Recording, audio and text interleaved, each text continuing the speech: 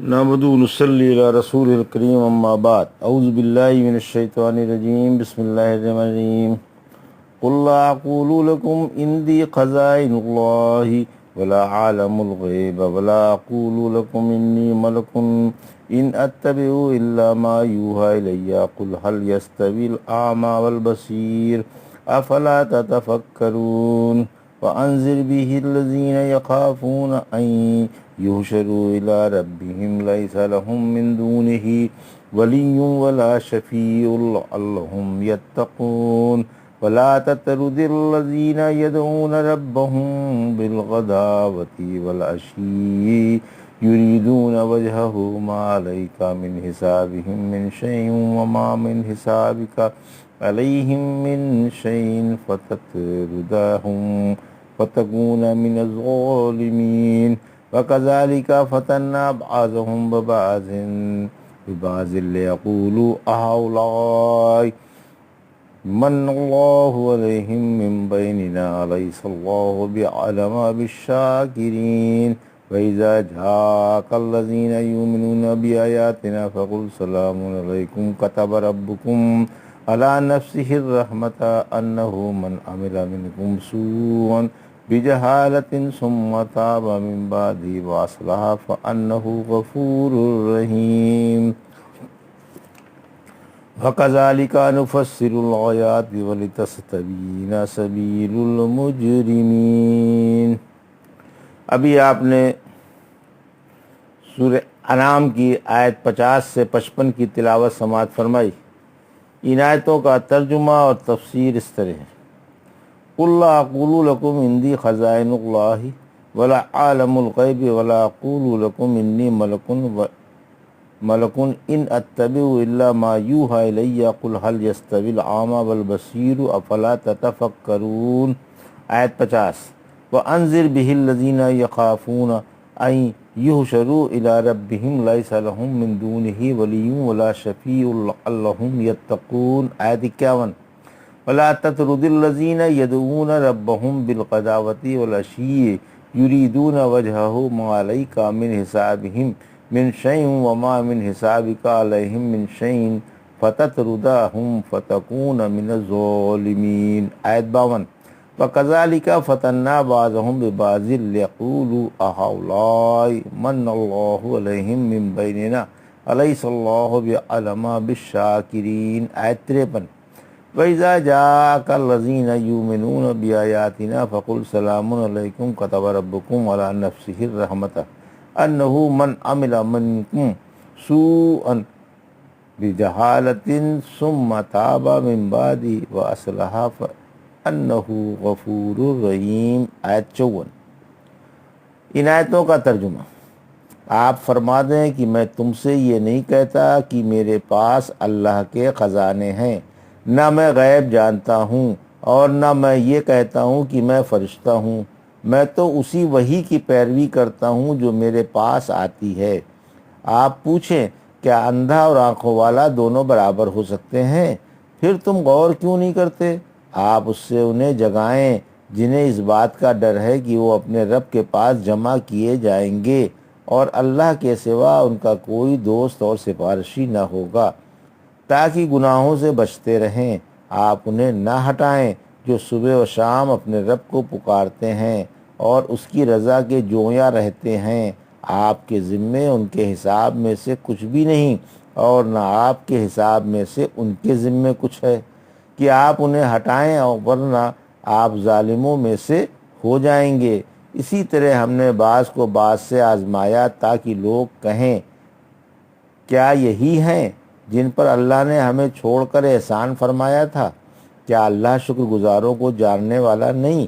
اور جب آپ کے پاس وہ آئیں جو ہماری آیتوں پر ایمان لاتے ہیں تو آپ ان سے فرمائیں کہ تم پر سلامتی ہو، تمہارے رب نے اپنے اوپر یہ رحمت لکھ لی ہے کہ تم میں سے جو کوئی نادانی سے برے عمل کر کے توبہ کر لے گا اور اصلاح کر لے گا تو اللہ بڑا خطا پوش و مہربان ہے۔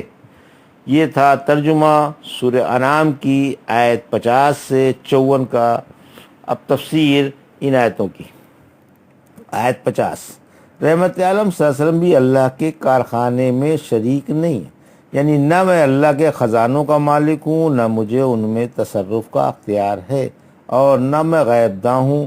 غیب داں تو اللہ ہی ہے، مجھے غیب کی بعض باتوں کا اللہ کے بتانے سے علم ہوتا ہے، اور ان کے علاوہ میں کچھ نہیں جانتا۔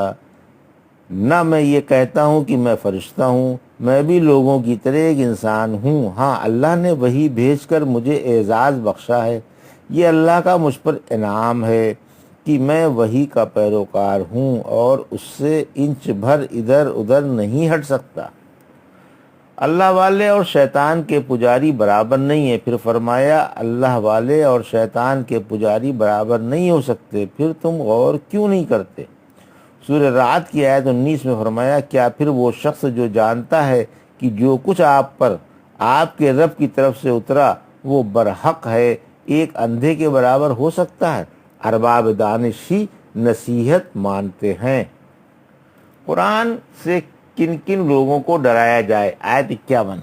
اے نبی صلی اللہ علیہ وسلم، آپ اس قرآن سے انہیں ڈرائیں جو اپنے رب کے ڈر سے سہمے ہوئے ہیں اور انہیں برے حساب کا کھٹکا لگا ہوا ہے، اور قیامت کے دن اپنے رب کے سامنے کھڑے ہونے سے ڈر رہے ہیں، جس دن ان کا اللہ کے سوا کوئی حاکم نہ ہوگا، تاکہ گناہوں سے بچتے رہیں اور آخرت کے لیے اللہ کی رضا کے ایسے پاکیزہ عمل کریں جن کے ذریعے اللہ انہیں قیامت کے عذاب سے بچا لے اور ان کے عملوں کا ثواب بڑھا چڑھا کر دے تاکہ وہ اس کی نعمتوں سے فائدہ اٹھا لیں۔ آیت 52۔ صحبت صالح اختیار کرو، یعنی جو ان خوبیوں سے آراستہ ہوں آپ انہیں اپنے پاس سے نہ ہٹائیں۔ آپ اپنے آپ کو ان کے ساتھ روکے رکھیں جو صبح و شام اپنے رب کو پکارتے رہتے ہیں اور اس کی رضا کے جویاں رہتے ہیں۔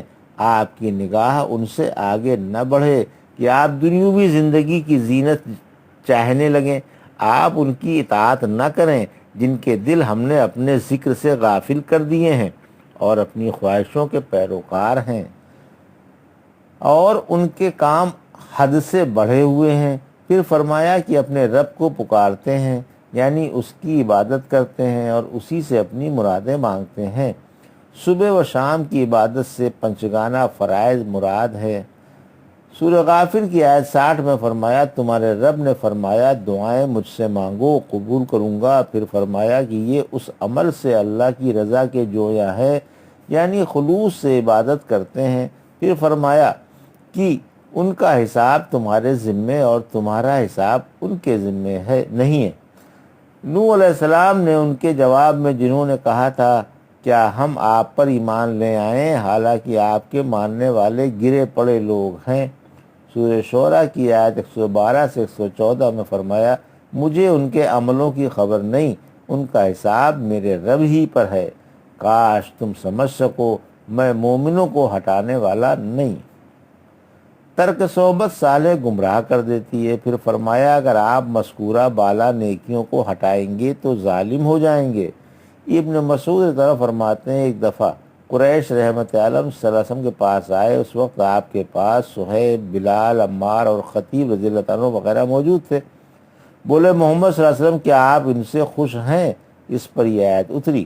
ابن جریر کی روایت میں یہ زیادہ ہے کہ کیا یہی وہ ہیں جن پر اللہ نے ہمیں چھوڑ کر اپنا احسان فرمایا ہے؟ کیا ہم ان کے تابع ہو سکتے ہیں؟ اگر آپ انہیں ہٹا دیں تو شاید ہم آپ کی پیروی کر لیں۔ آیت 53۔ آغاز بعثت میں اکثر مسلمان کمزور اور لونڈی غلام تھے، آزاد و مالدار کم تھے۔ قوم نوح نے بھی نوح علیہ السلام سے کہا تھا، سورہ ہود کی آیت 27، ہم دیکھتے ہیں کہ آپ کے پیروکار رذیل اور موٹی عقل والے ہیں۔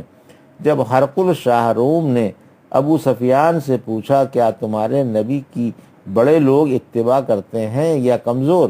اس پر ابو سفیان نے جواب دیا کہ زیادہ تر کمزور ہی پیروکار ہیں۔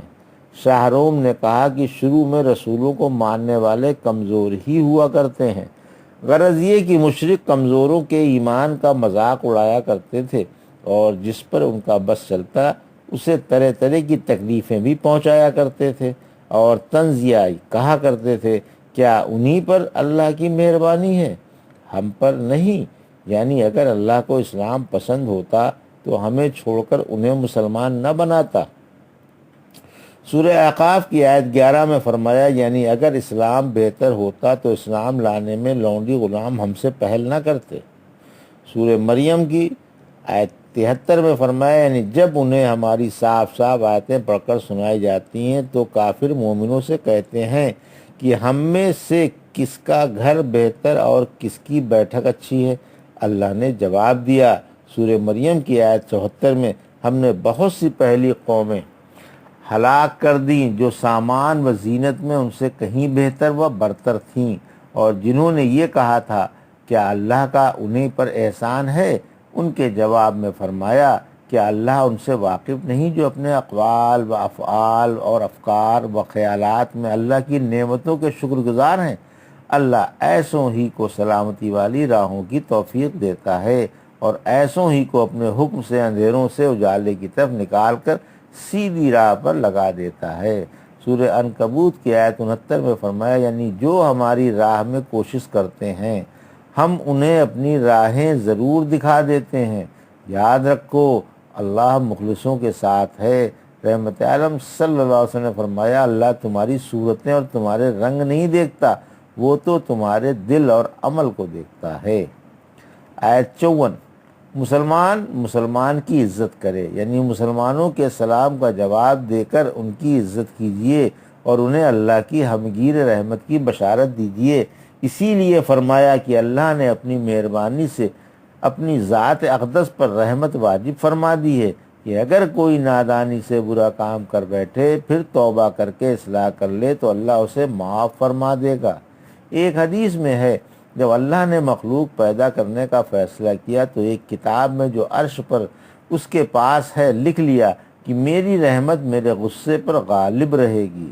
اس آیت کی مناسبت یہ بھی ہے کہ رحمت عالم صلی اللہ علیہ وسلم نے معاذ رضی اللہ عنہ سے فرمایا تھا جانتے ہو کہ اللہ کا بندوں پر کیا حق ہے؟ یہ ہے کہ بندے اسی کی عبادت کریں اور اس کے ساتھ کسی کو شریک نہ کریں۔ پھر پوچھا جانتے ہو بندوں کا اللہ پر کیا حق ہے؟ جب کہ وہ ایسا کریں یہ ہے کہ اللہ انہیں عذاب سے بچا لے۔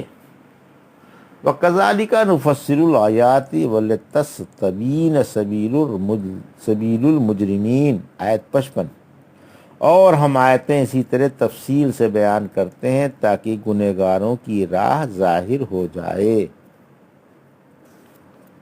یہ ترجمہ تھا آیت 55 کا۔ تفسیر یعنی جیسے ہم نے سیدھی راہ کی پکی پکی دلیلیں بیان کی اور ہر دھرمی اور جھگڑنے کی برائی ظاہر کی، اسی طرح ہم اپنی آیتیں کھول کھول کر تفصیل سے بیان کرتے ہیں جن میں غربا سے خطاب ہوتا ہے تاکہ ان کی حوصلہ افزائی ہو اور اس لیے بھی کہ مجرموں کی راہ ظاہر ہو جائے۔ یہ تھا سورہ انعام کی آیت 50 سے 55 کا ترجمہ اور تفسیر جو بھی آپ نے سماعت فرمائی۔ بارک اللہ لی و لکم فی القرآن الحکیم ونفعنا ایاکم بآیات الذکر الحکیم۔